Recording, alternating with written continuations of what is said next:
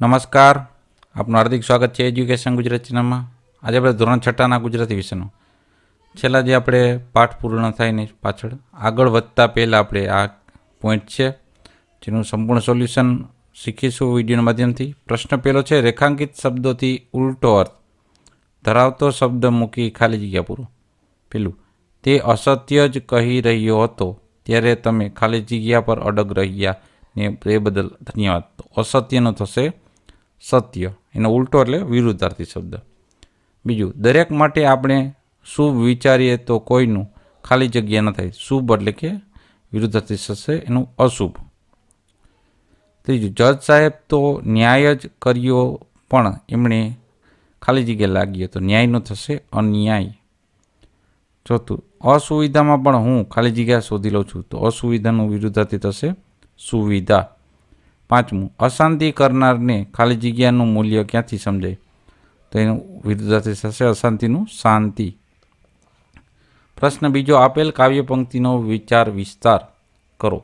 પેલું, કોઈ દિન રહેવાને બાગ બગીચા તો કોઈ દિન જંગલમાં રહીએ. તેનો અર્થ થાય છે, કોઈ દિવસ રહેવા માટે આનંદ પ્રમોદ માટે બાગ બગીચા મળે તો કોઈ દિવસ જંગલમાં નિર્જન જગ્યાએ પણ રહેવાનું મળે.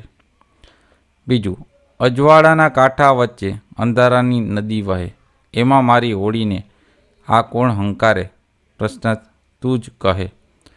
તેનો વિચાર વિસ્તાર થશે, કવિએ જીવનને અહીં નદી રૂપે કલ્પના કરી છે.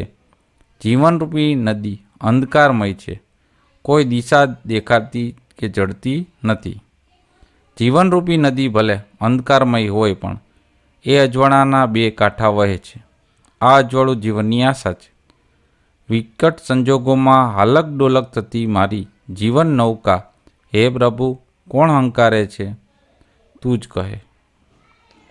ત્યારબાદ પ્રશ્ન ત્રીજો છે, વાક્ય બરાબર હોય તો યોગ્ય અને બરાબર ન હોય તો અયોગ્ય લખો. પેલું, મારી મોટર કારમાં 10 નંગ પેટ્રોલ ભરાવ્યું તો અયોગ્ય છે. બીજું, જગજીવનભાઈ રોજ 500 ગ્રામ ઊંઘ લે છે, આ અયોગ્ય છે. ત્રીજું, મેં એક કોડી પતંગ અને ફિરકી લીધા તો આ યોગ્ય છે. ચોથું, મારા ઘરમાં બધા નિયમિત પ્રાર્થના કરે છે, યોગ્ય છે. પાંચમું, સોનાલીને પીપ ભરીને જ હસવાની ટેવ છે, આ અયોગ્ય છે. છઠ્ઠું, હું રોજ 3 લીટર ચાલું છું, આ અયોગ્ય છે. સાતમું, હું રોજ 5 નંગ પાણી પીઉં છું, આ અયોગ્ય છે. પ્રશ્ન ચોથો, શબ્દ ટ્રેનમાંથી શબ્દો શોધી વાક્ય બનાવો. તો પહેલાં વાક્ય બનશે, પાટણમાં રાણકી વાવ આવેલી છે. બીજું, મને ક્રિકેટ અને કબડ્ડી બંને ગમે છે. ત્રીજું, મારા મિત્રને અંગ્રેજી બોલતા આવડે છે. ચોથું, મારે એક ભાઈ અને એક બહેન છે. અને પાંચમું, હોળી ધૂળેટીમાં રંગોથી રમવાની મજા આવે છે. પ્રશ્ન પાંચમો, ઉદાહરણ મુજબ વાક્ય પૂરા કરો. તો મારી માતૃભાષા ગુજરાતી છે પણ મને તેના વ્યાકરણના નિયમો આવડતા નથી. બીજું, તમે અહીં બેસો અથવા તમારું કામ કરવા જઈ શકો છો. ત્રીજું, મેં એકાગ્ર થઈને અભ્યાસ કર્યો એટલે હું પાસ થયો. ચોથું, અમારા બંને અગ્રણી ખેલાડીઓ ગેરહાજર હતા છતાં અમે જીત્યા. પાંચમું, પાંડવો યુદ્ધ જીત્યા કારણ કે તેઓ ધર્મના પક્ષે યુદ્ધ લડતા હતા. છઠ્ઠું, હું નિયમિત કસરત કરું છું તેથી મારું શરીર સશક્ત અને નિરોગી છે. પ્રશ્ન છઠ્ઠો, આપેલા વાક્યમાં માથું શબ્દનો પ્રયોગ કરો. પેલું, મારો ભાઈ સવારથી જ મને કંઈ ને કંઈ પ્રશ્ન પૂછીને માથું ખાઈ રહ્યો છે. બીજું, કચરાના ઢગલામાંથી બાજુમાં નીકળીએ ત્યારે ગંધથી માથું ફાટી જાય છે. ત્રીજું, એ અમારી બેની વાતમાં માથું મારે છે. ચોથું, મેં પપ્પાને બોલતા ઘણીવાર સાંભળ્યા છે કે એ આપણા ગામના માથા ભારે વ્યક્તિ છે. પાંચમું, આપણી ભાઈબંધી માટે મારે માથું આપવું જોઈએ.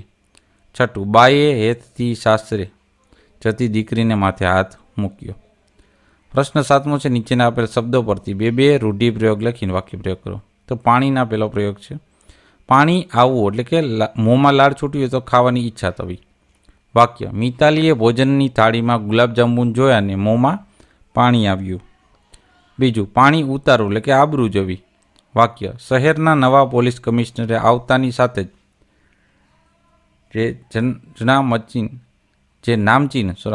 જે નામચીન ઊંડાનું પાણી ઉતારી દીધું. બીજો છે અક્ષર પેટ. તો પેલું છે પેટ આપવું એટલે કે રહસ્ય જણાવી દેવું. વાક્ય: માતાની દવા લેવા કરેલા પૈસાની ચોરી વિશે સુરેશ શેઠને પેટ આપ્યું. બીજું પેટ ખોલવું એટલે કે દિલની વાત કેવી. વાક્ય: સાસરીમાં જતા અત્યાચાર વિશેની નિરાલીએ માતા આગળ પેટ ખોલ્યું. ત્રીજો અક્ષર છે શબ્દ કાગડો. પેલું કાગનો વાગ કરવો એટલે કે નજીવી વાતને મોટું રૂપ આપવું. વાક્ય: ભાઈ દ્વારા બહેનને એકદમ થોડું વાગ્યું હતું પણ તેને તો કાગનો વાગ કરી જોર જોરથી રડવા લાગી. બીજું કાગડાની નજરે જોવું એટલે ખૂબ સાવધ રહેવું. વાક્ય: દેશની સરહદ પર રહેલા સૈનિકો દુશ્મનની હિલચાલને કાગડાની નજરે જોતા હોય છે. પ્રશ્ન 8મો, ઉદાહરણ મુજબ સમાનાર્થી શબ્દો મૂકી વાક્ય ફરીથી બનાવો. પેલું જંગલમાં ફરવાની ખાવાની જે મજા આવે એવી મજા હોટલમાં ના આવે. આ વાક્ય. તો કે વનમાં ટહેલવાનો જમવાનો કે જે આનંદ આવે છે એવો આનંદ હોટેલમાં નહીં આવે. બીજું સૂરજની કાળઝાળ ગરમી લોકોના અંગને દજાડતી હતી. તો વાક્ય: સૂર્યનો અંગારા જેવો તાપ જનતાના અવયવો જનતાના લોકો એટલે જનતાના અવયવોને બાળતો હતો. તો આ હતા આપણે સોલ્યુશન. જોતા રહો એજ્યુકેશન ગુજરાતી ચેનલ, શીખતા રહો. Thank you. આભાર.